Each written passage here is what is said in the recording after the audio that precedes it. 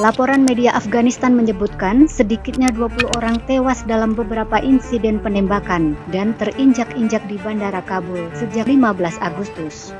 Jatuhnya para korban diakibatkan oleh kekacauan di lapangan terbang itu saat banyak warga Afghanistan dan warga asing berusaha meninggalkan negara tersebut.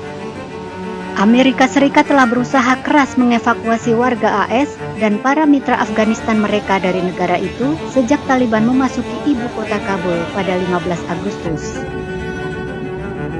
Gedung Putih pada Selasa 24 Agustus mengatakan bahwa sekitar 21.600 orang telah dievakuasi selama periode 24 jam yang berakhir pada Selasa pagi waktu setempat.